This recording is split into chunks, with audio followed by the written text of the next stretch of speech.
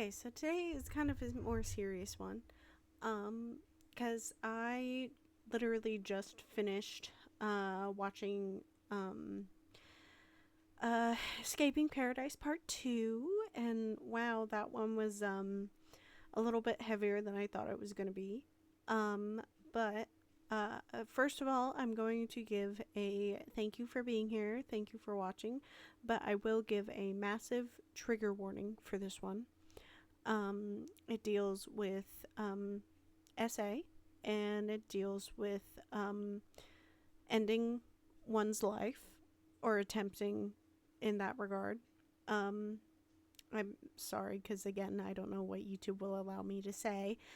Um, but yeah, dealing with SA, ending on life, and just really triggering topics. So please go protect your peace. Please click on another video and, be kind to yourself. Remember, you are loved, you are important, and there's always people.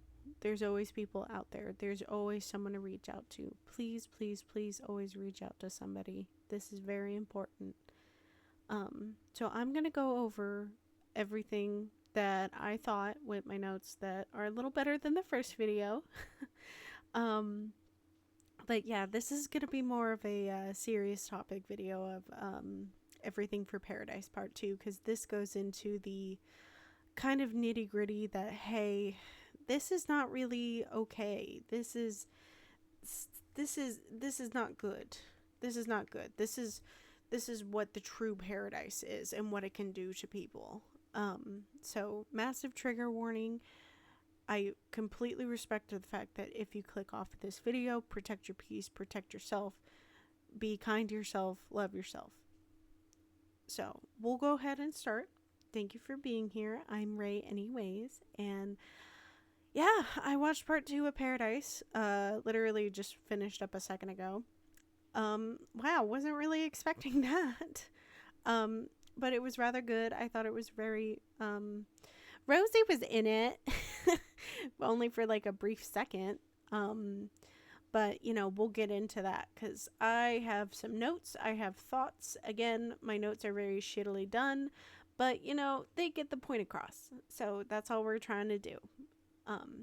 So we open up part 2. Stefan admits that, hey, I don't know why I'm attracted to these plus size girls. That's the $1 million question, is what he was quoted, what I quoted him as. And he says, open your eyes. If it tingles, that's what's right.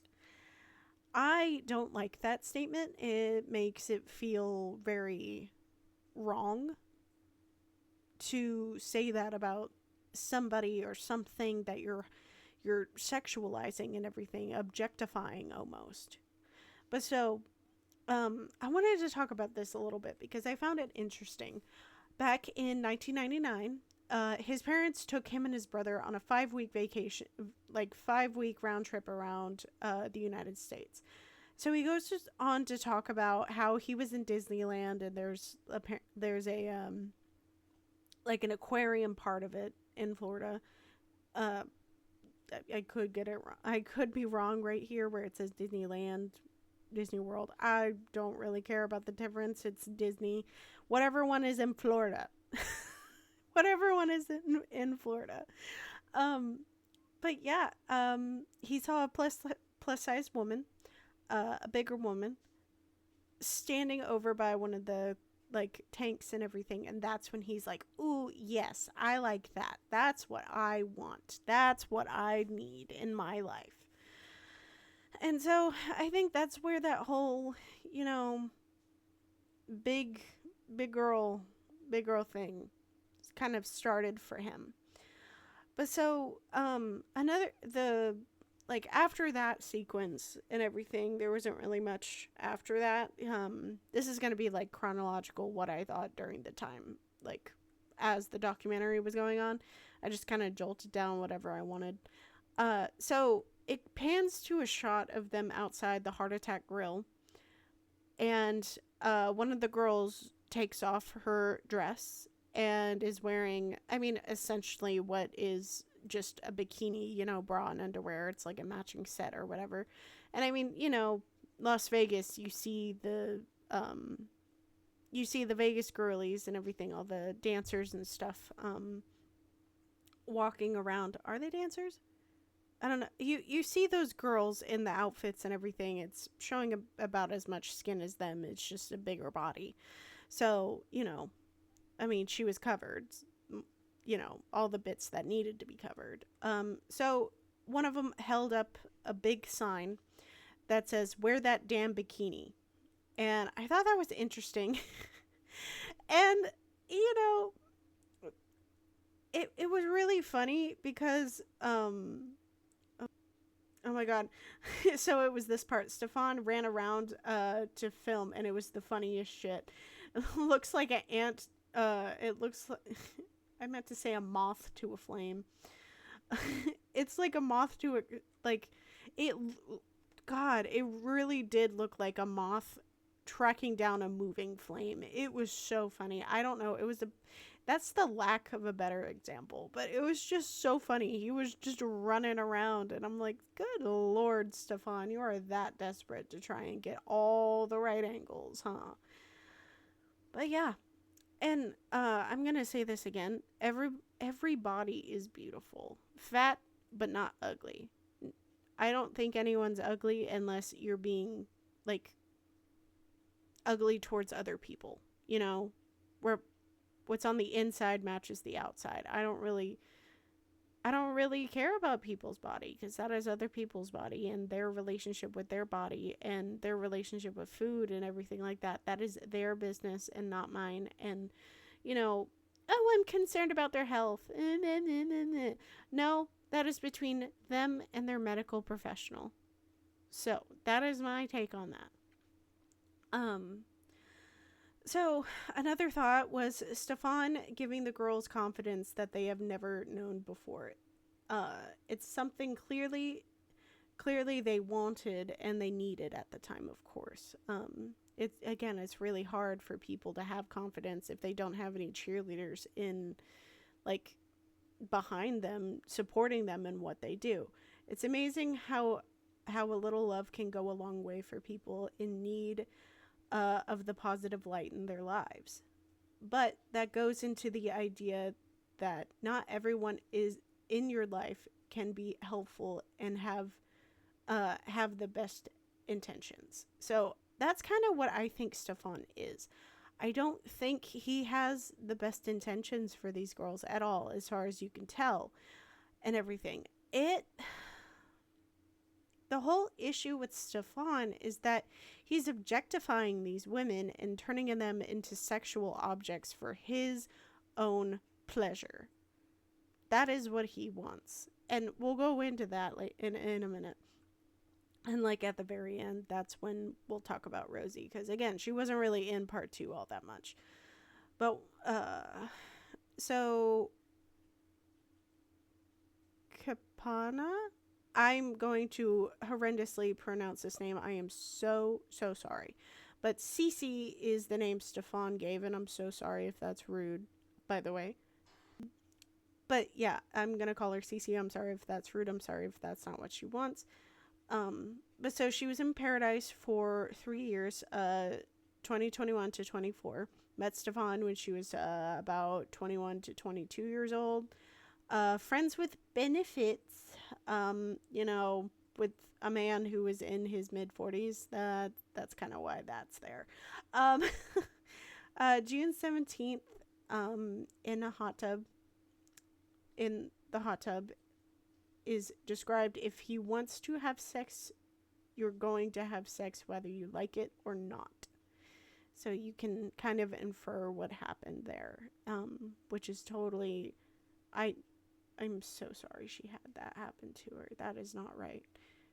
And so, are you going to say no to guilt trip them into doing whatever he wants? Because, he a freak in a bad way. So the non-con stuff happened and she was essayed, and that is horrible to have, to have happen.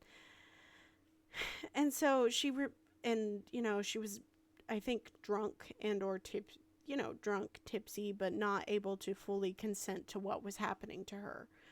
And she repeats the phrase, "I just want him to stop touching me." And that's why she let it continue. That's why she let it happen, because, oh, might as well get it over with. And that is not okay at all. That is not okay. So Stefan doesn't accept no, clearly. He does not accept no.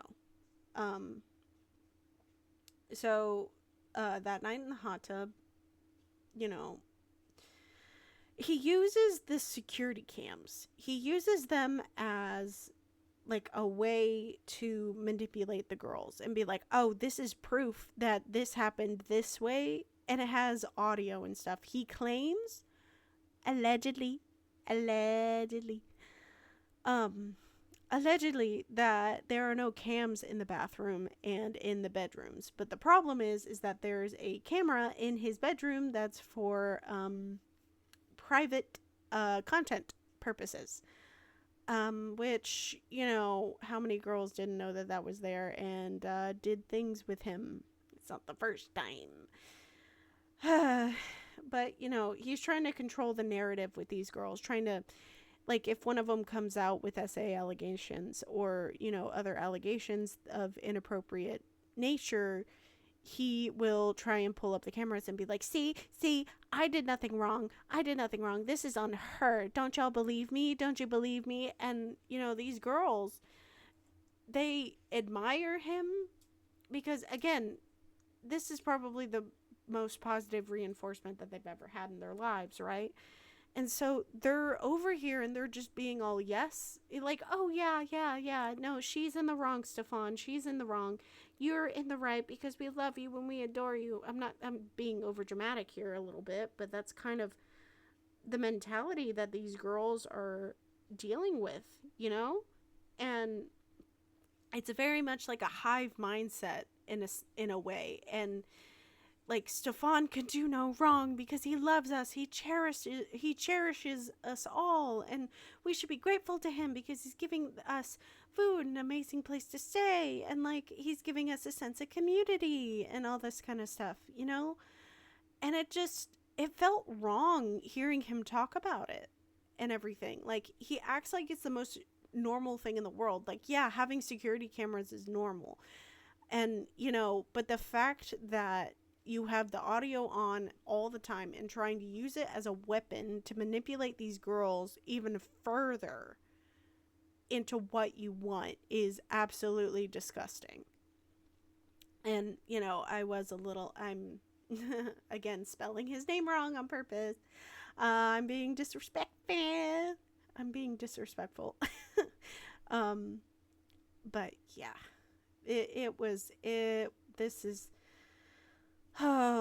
this part was like not great. Refuses to take what happened to Cece seriously and all the claims. We talked it out like adults, and hugged it out. Like, that's not how that works. That's not how that works. I felt bad. Who I felt bad who wants to be accused of rape. Obviously, remove the G. Obviously that is horrible. The fact that he even has to say that statement says that he did it. The fact that he even has to say that statement proves that he did do the action.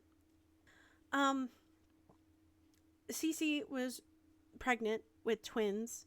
Not after that night, but basically turns out she was pregnant during the time of the assault.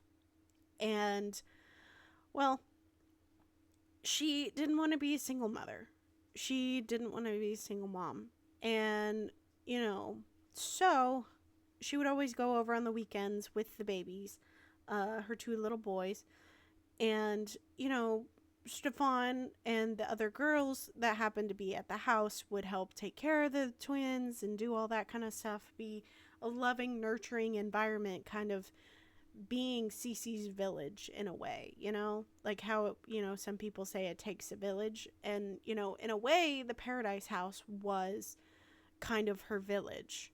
And, you know, I understand not wanting to be a single mom, especially of twins and everything like that. And it was, you know, you could see the confliction on her face, on, you know, wanting that the kids to know their dad, wanting a second parent there, at least part-time, having that relationship, having that community around her to raise these kiddos and everything like that. It must have been so hard to be like, yeah, I can't be around them anymore because I know it's not going to be good for them. And it took a while, I feel like, for her especially, to come to the conclusion Stefan's not good and I should not have him around my children. I don't want him to corrupt them or, you know, say or do anything weird in front of them. And, you know, I hope that she's no longer in contact with Stefan. I hope all the girls have found peace. But we'll get into more about everything. So Savvy, we know from before. We know her from before. Went into the Paradise House with her friend Allie. They had the same experience with the touching, the groping, the grabbing the stomach, all that kind of stuff. That the weird stuff that Stefan would do with bigger girls. And Savvy was supposed to stay about 2 weeks, but couldn't handle being there at the time because, you know, she kind of realized, ooh, this guy's a creep. I don't want to be here. So came out with a story online, making videos. Kimmy, Piggy Stardust, helped all the ladies, all the victims of Stefan, come out with their story to help them find a way to share their stories and get their message out there that Paradise, like, was horrible. So Heather I find really interesting because while I'm watching it, I can tell that, you know, she did care for Stefan, but, you know, almost trauma bonded to him to an extent, you know? Like, she was all like, oh, yes, we'll do everything for Stefan. We'll, you know, I'll support him through the end. I love Stefan. I want the best for him. I want to be here. I want to see him succeed. I want to prove these other girls wrong. I want to do all of this for the sake of Stefan. And, you know, when she's talking about all of her experiences and everything, I can see her mindset has changed.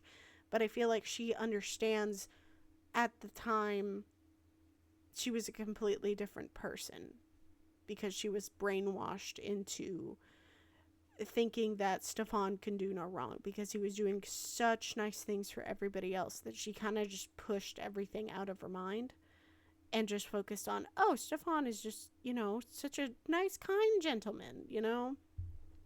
And now she obviously understands, hey, Stefan is a douchebag. I don't mean to laugh, but, you know, gotta break up the tension just a little bit. But I can see that internal conflict of, yeah, she still wants to defend him, right? She still wants to defend him, but knows better. The emotional part of her brain probably is still wanting to defend Stefan. But the thing is, her logic part of the brain in this moment understands he was a shit person. He physically, emotionally, and verbally hurt people all the time with his mental gymnastics, his manipulation, everything like that. He did that to people, and she understands that. And so I feel like whenever she's giving this interview, I feel like there's this internal conflict between the emotional and logical side of her brain. And, you know, that I kind of get that sense from her. I kind of get that sense from Emily, and I kind of get that sense from from pretty much all the girls at this point. I can tell that they're all trying to figure it out. They're all trying to share their experiences and everything, but it's so hard to go back into those emotions, tap into that trauma, and everything and not get emotional about it. And, Heather and everybody has gotten emotional a lot these past, like, sharing your stories and everything like that. I can't even begin to imagine how horrifying and how emotionally distraught they must be and how hard it is to reopen those emotional wounds. Like, I feel so sorry for them. So, Kimi, Piggy Stardust, is making videos for like the next 6 months, right? So she's making videos about Stefan, and Stefan really, really, really didn't like them at all.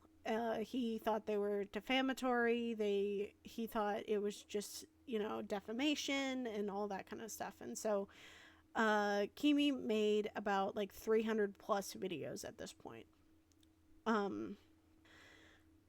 So I'm gonna mispronounce again. So Kentra, she was a member of Paradise from 2020 to, to now, to current day. Probably not now.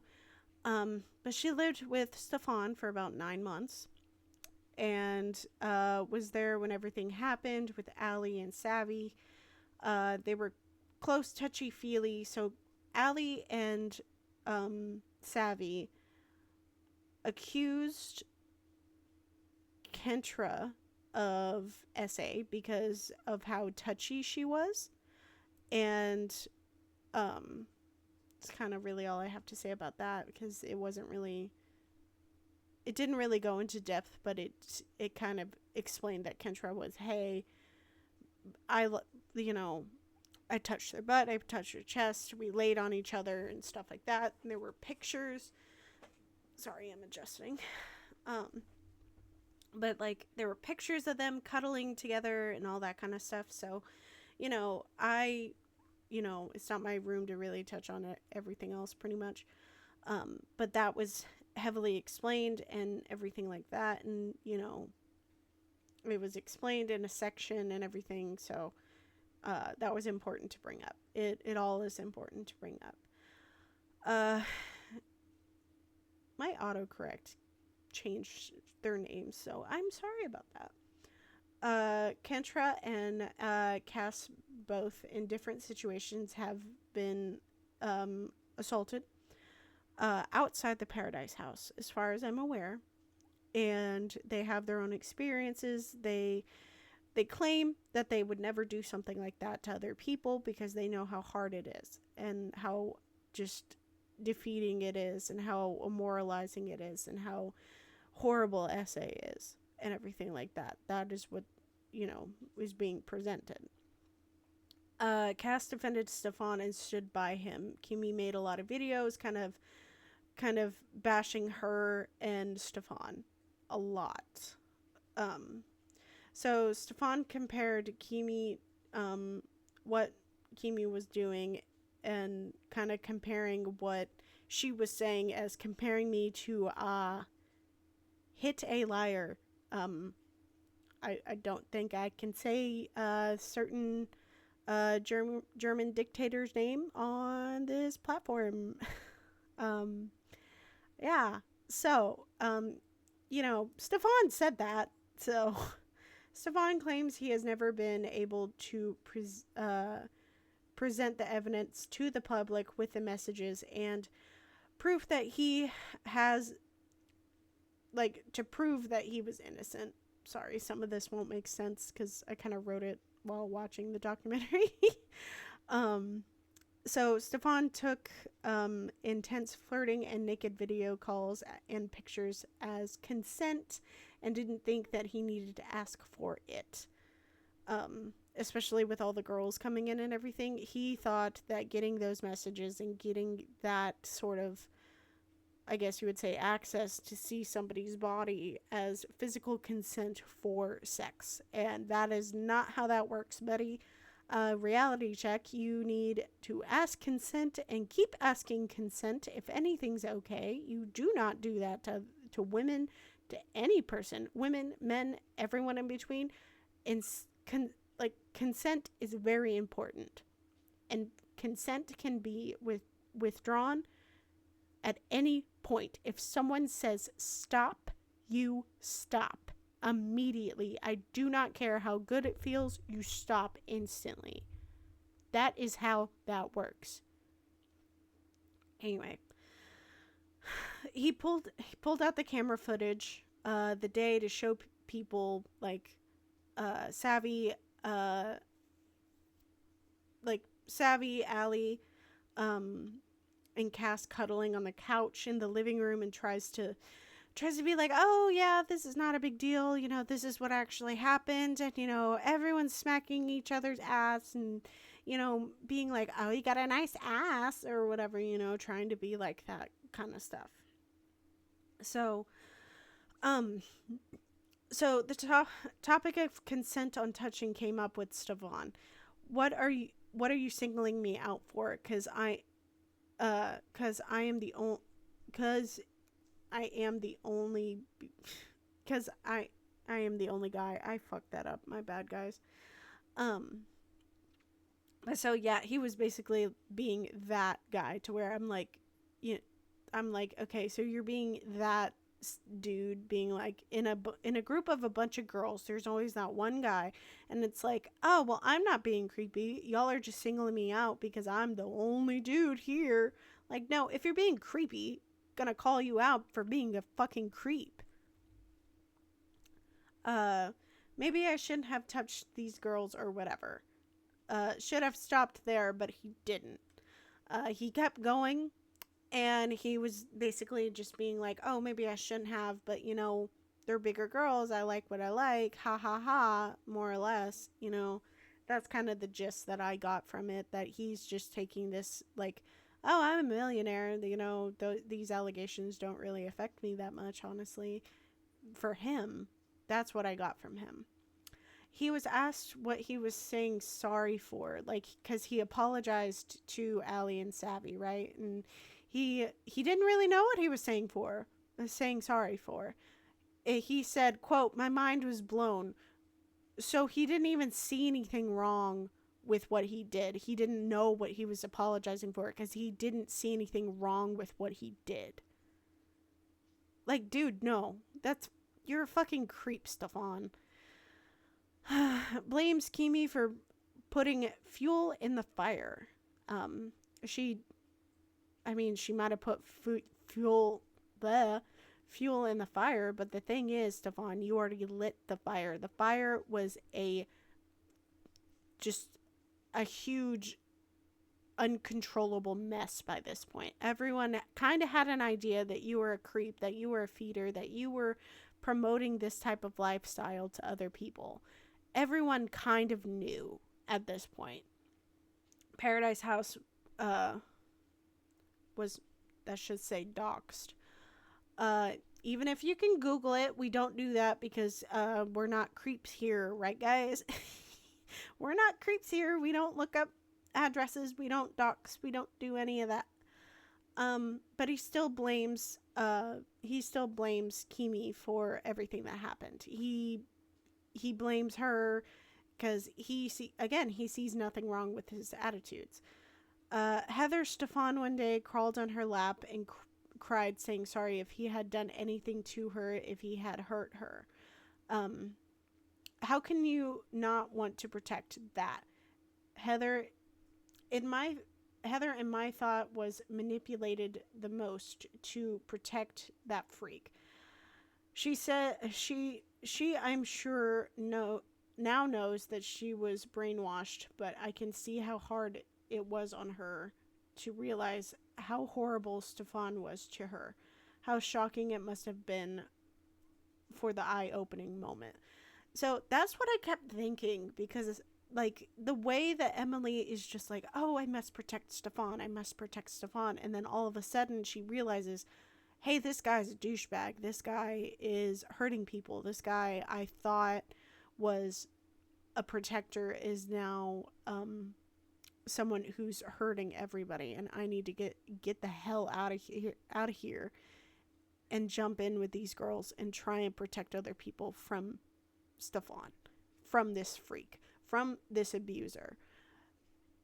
that moment must have not been pretty. I'm sure it hasn't been for all the girls, but Heather especially, because she's presented as the girl that, like, oh, I'm the protector of Stefan. I kind of help him run the show or anything. Back to the whole Heather being compared to Kris Jenner and everything like that. Like, Heather and Stefan kind of ran the show. At least that's what I'm seeing here and stuff like that. And so, it's hard, I'm sure, for Heather to do this. And I'm so grateful for all the victims stepping forward and sharing their story, sharing everything on this interview on social media, whatever it may be. They stepped out and shared their stories, and they are incredibly brave. So, summer's 2021, that's when the defamation and slander lawsuit kind of gets sent out, because Stefan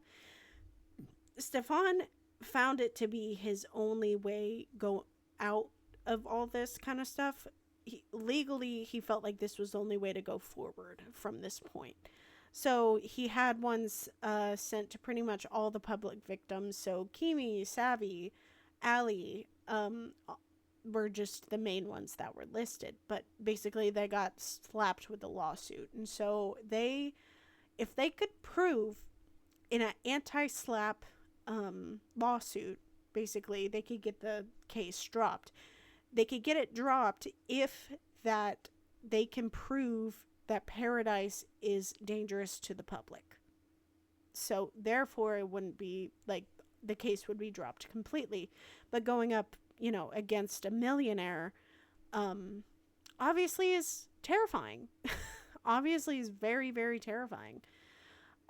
Savvy says, fuck no, I won't take it back. When she was asked about would she take any of the things back that she said and had done against Paradise, and she said, fuck no, I wouldn't take it back. Which I agree with her. Go on, queen. Tell your story. Advocate. Be a strong woman. You got this. You are helping women by just sharing your story. Sharing your story, being brave for other victims. Because who knows, maybe someone else who is a victim will step up because you came out and said your story. And that is incredibly brave. That is amazing. And we should all be proud of these women, these brave, beautiful women who have come out with their stories. So Kimi describes Paradise like a cult.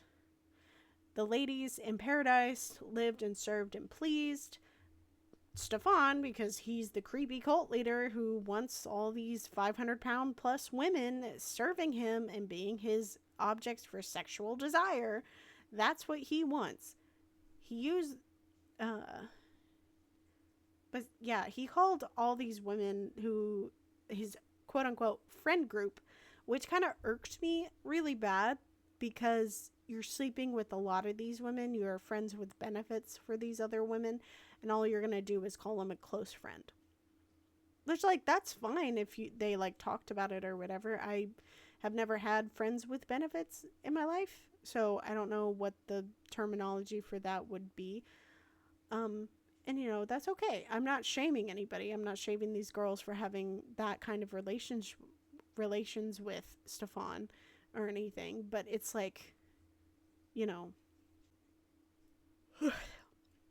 So Ivy went from at first defending Stefan, wanting to be a voice, being like, oh, Paradise is actually fine. But Stefan had this weird thing called a kitty treat that he would push inside a woman in their, nether regions. And, well, so he would do this and act like, oh, it wasn't a big deal. But Ivy got hers placed without consent. And she didn't know what was pushed inside her. She didn't understand it. She just knew it was wrong. So Stefan did that. And a kitty treat is basically a tampon applicator with spermicide in it. So if you don't know what spermicide is I mean, obvious, like, if you don't know, it's obviously kind of something that kind of kills sperm, like inside and everything, once it's, you know, released into a woman and stuff like that. Again, I'm trying to watch a little bit what I say.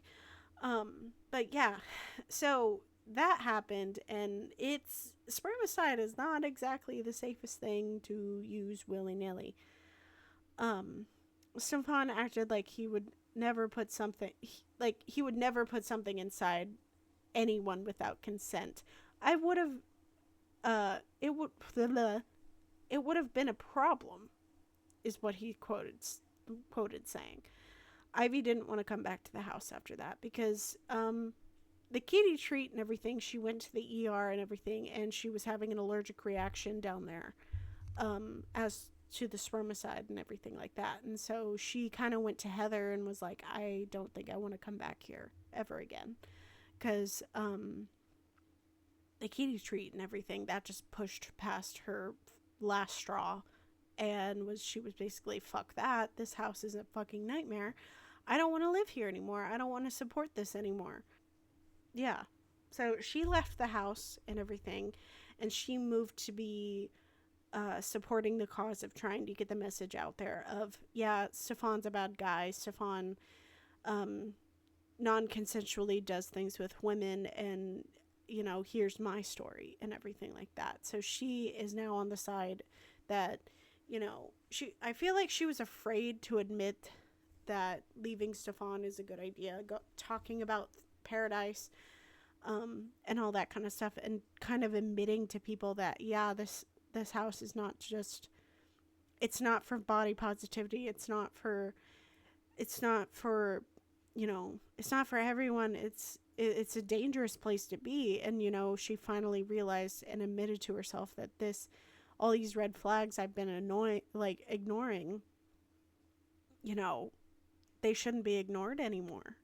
So Alexandria Gilland, pork chop, I'm going to call her Alex because that's how she identified herself. So she lived at Paradise for 8 weeks. Going to Paradise, she felt like it was a safe place. Stefan gave her a hug and everything. And, like, Stefan was so nice to her at first. It felt like stepping through the screen. So basically she thought she was going right into what she saw online. At first, she hugged Stefan, and then right after it got all touchy-feely, uncomfortable really quick, almost instantly. She got drunk on the third night. The hot tub equals wanting to have sex, and, well, she was assaulted as well. After that, her mental health took a sharp decline after that, because, you know, your brain is processing what happened to you, and it gets very, very hard, I can imagine. And, you know, she has every right to feel the way that she did. And so pretty much all the other girls after that pretty much all jumped in with Kimi and the other girls and Allie, and trying to tell their stories and tell them, to push for justice, to push for people to know that Stefan is a creep and an abuser and a essayer, for a lack of a better term. So, of course, Stefan was, you know, in the wrong with Alex. I'll say that, because that's not appropriate. Heather shares Stefan explained his side of the story and did nothing wrong, using Cass as an example. So Cass had her previous trauma, and so whenever Stefan would bring new girls into the house, Stefan would use her trauma as an example of, oh, I'm respectful towards this person and their trauma and everything, and would make Cass, make Cass rehash their trauma and rehash it to every single girl. And that's not fair to Cass. That's not fair. Someone someone's trauma is not an excuse for your shitty behavior. You cannot use someone else's trauma to explain your shitty behavior and use it as a shield. And that's exactly what Stefan did, because he is a piece of shit. I hate Stefan. I really do. I hate this motherfucker. He did this on purpose. He tries to play dumb and act like he doesn't know what he's doing. He knows exactly what he is doing. And it is disgusting. So Cass, with the whole mental health decline,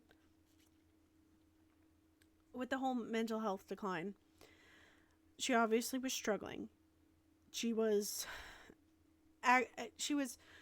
participating in more feedy content. She was on Phoebe, a feeder app, and she was just pumping out content. Stefan was using her like a content farm in a way, and Stefan was like also using her as a puppet in his corner, because Cass was like pretty much the only one that was like, hey, I support Stefan, nothing is going on over here and everything like that. And clearly she just wasn't doing all right. She was not doing great at all. So squishing or squashing, oh god. So is when these plus size women would sit on other people for money. That's what they would do at the Paradise House a lot, for money. And obviously Stefan would take some of the money because he's a weirdo, and he's acting like a quote unquote supplier because he has all these plus size women at his disposal to use for whatever he wants, because he made a bunch of yes women and everything like that. And I don't blame the women at all. They were brainwashed. They were manipulated. This is no fault of theirs. They were coerced into this and everything like that. As far as, I don't see anything wrong. He used the same tactics as cult leaders. He did. He undeniably did. So, he's a shitty guy. He's a shitty guy. Again, I hate the bastard. Cece explains, no matter how heavy you were not heavy enough. So, the classic feedy thing, or feeder thing, is that you're just not big enough. And Stefan would tell these girls they're too tiny, they need to eat more, they, try and get them bigger. So Dr. Chris Donahue, feederism is about power play and that control over someone else. And again, I wish we had more input from this guy, but I don't think we're going to get it. Because obviously we need to focus on the victims and their story and what they want to present to us and what their experiences were. These victims need their voices heard and listened to. So Rosie, our girl Rosie, she was only on for about like a couple seconds, honestly. She was only brought on for like a little bit. She was brought on as a feederism expert and content creator. I don't know why it says creators, but whatever. So she explains what death feederism is. And so basically you would feed somebody until they either die or they are immobile. That's the allure of feederism, is you're making somebody so big that they need, they either die or, you need to take care of them because they're so big they can't get out of bed anymore. And that, I think that is absolutely disgusting. And, it's kind of interesting that they brought Rosie on for that. And I truly think that they just used Rosie for clicks and everything. I do know that she had a live stream the other day where she did watch Paradise with Remy over Discord or something.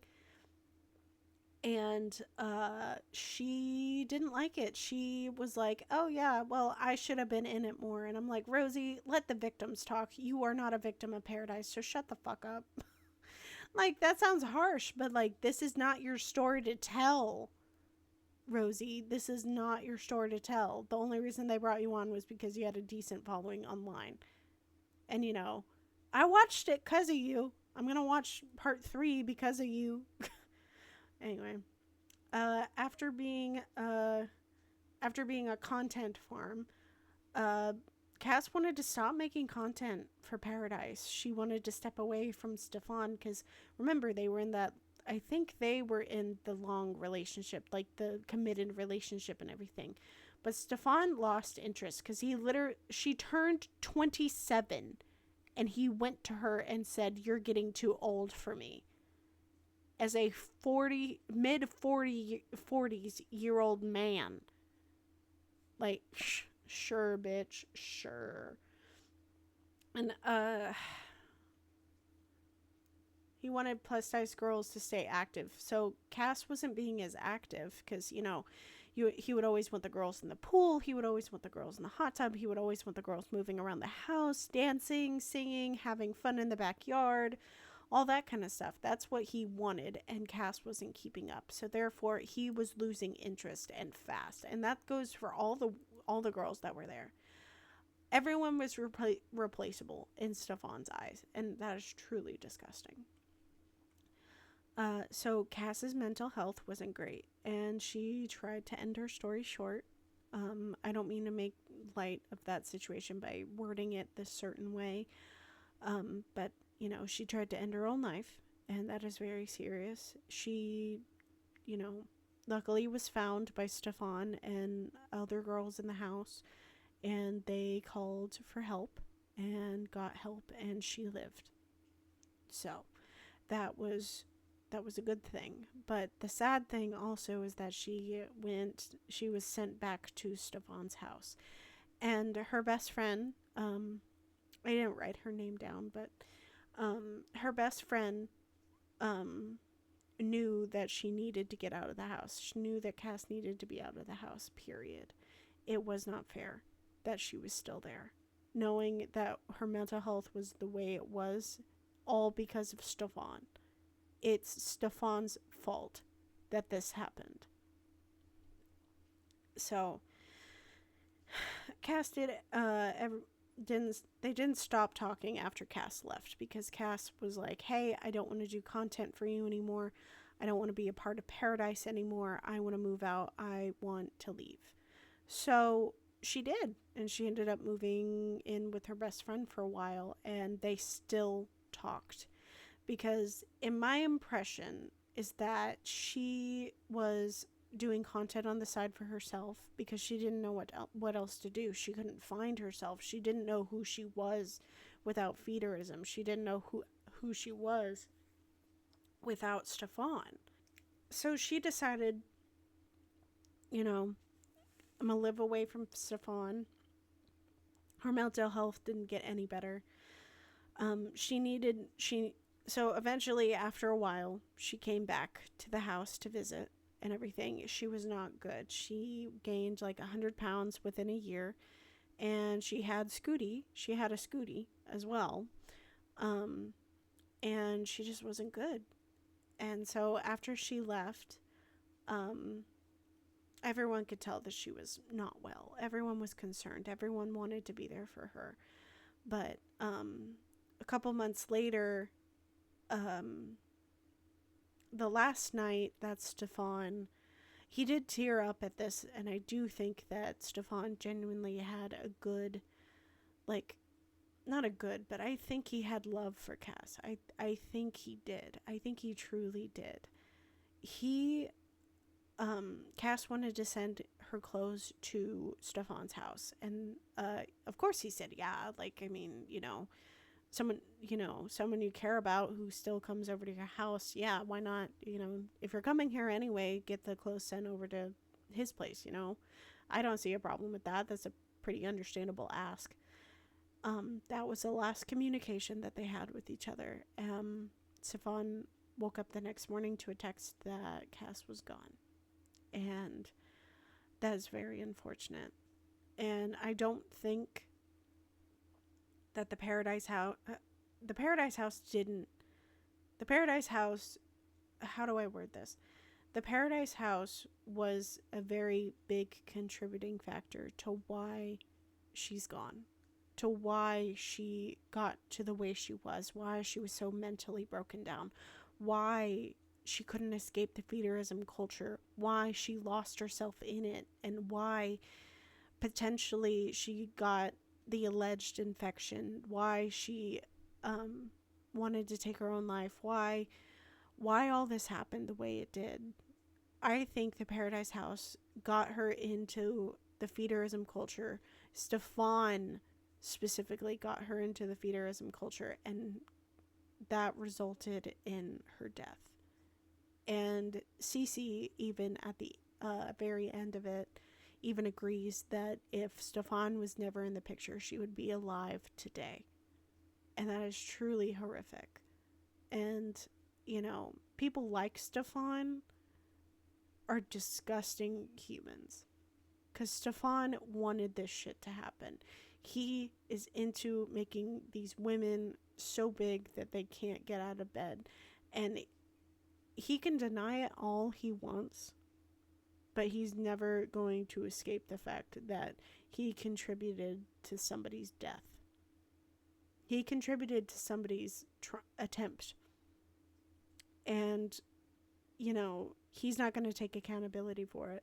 And the more people who keep calling this man for what he is, a piece of shit, abuser, rapist, all of it, the more people that call him out for his shitty behavior, the better.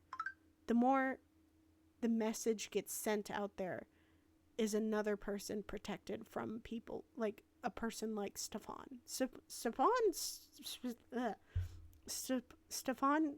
specifically. We need to protect people from him. But we also need to take him as a lesson to look to what we need to look out for, the red flags to look out for. I know the red flag list is very long. I know it's very long.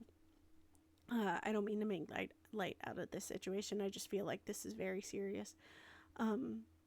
But people like Stefan need to be added to the red flag book. You know, a novel, whatever you want to call it, for the red flags. Because this is not okay. This is not the type of behavior we should be encouraging from men. This is not what we should be encouraging. For people in general, men, women, anyone could be a feeder like Stefan. And I feel like Stefan is comfortable being this way because he's a millionaire. And he thinks that he's untouchable. And well, you know, we're proving him wrong. That documentary just made him look like a piece of shit. So, you know. Anyways, that was a little intense. I hope to have this edited down a little bit more into a digestible content and everything, because I did shift around a bit. I stuttered quite a bit, and I want to fix that and everything like that. So, I appreciate you being here. I appreciate you in general. Remember, you are loved. You're appreciated. I will put a palette cleanser video in the description. So that way, in case you need/want another video to watch after that, that's, you know, a little more hee haha funny. Go ahead and do that and support the creators I enjoy. And we can go ahead and share that love with everybody else. I am happy. Happy this is over for this part. Again, I hope to have this out by this evening at some point. But yeah, thank you for being here. This truly means a lot. I know this was really hard, probably for some people to listen to today, but that's okay. And we're all here together. You're all supported. You are loved. You're appreciated. Go and love yourself. Do some skincare. Go and make sure that you're okay. That is the moral of the story for the end of this video, you know? But yeah, I will do part 3 and get that up probably either tomorrow or the next day, and probably break it up like it did with like a foodie video or something. I'm not touching Tofia with a 50-foot pole right now, because she's doing a lot. But I can probably do like a mini update, maybe. But you know, foodie is just a little more comical right now. Or we could do a Rosie Texas vlog. Oh my goodness. Alrighty. Well, I am gonna go because speech is not my thing right now, apparently. I will see you in the next one. Bye, guys.